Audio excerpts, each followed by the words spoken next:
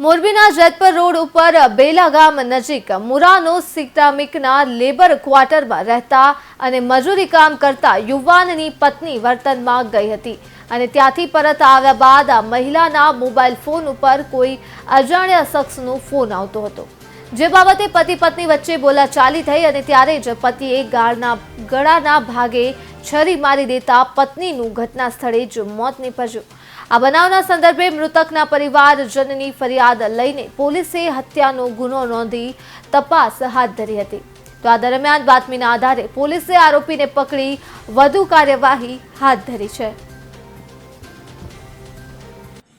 ગત તારીખ 3/11/24ના રોજ મોરબી તાલુકાના બેલા ગામની સીમમાં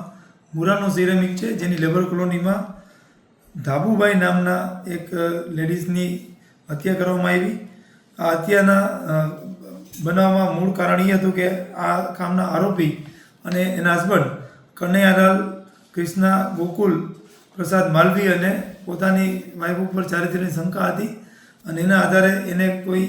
મોબાઈલમાં અજાણ્યાના ફોન આવે છે એવી વોચ એ કરી રહ્યા હતા અને એમને શંકા ગઈ કે આમાં કોઈનો ફોન આવે છે। આની ઉપરથી બેયને ઝઘડો થયો અને ઝઘડાના પરિણામ સ્વરૂપ આરોપી કનૈયાલાલે પોતાના વાઈફ ધાબુભાઈને મરણતોલ મારી નાખી અને ગળાના ભાગે છરીના કાપા જેવી ગંભીર ઈજા કરી અને મોત નિપજાવીને ખૂનને અંજામ આપ્યો। ત્યારબાદ આરોપીને પકડવા માટે અલગ અલગ ટીમો બનાવવામાં આવી હતી, જેમાં સર્વેલન્સ સિટી બી પોલીસ સ્ટેશનના સર્વેલન્સ પોસઈ બીડી ભટ્ટ અને એની ટીમ જ્યારે સંયુક્ત બાતમી હતી કે અણિયારી ટોલ ટેક્સ પાસેથી આ માણસ છે એ નીકળવાની ફિરાકમાં છે, તો એને તાત્કાલિક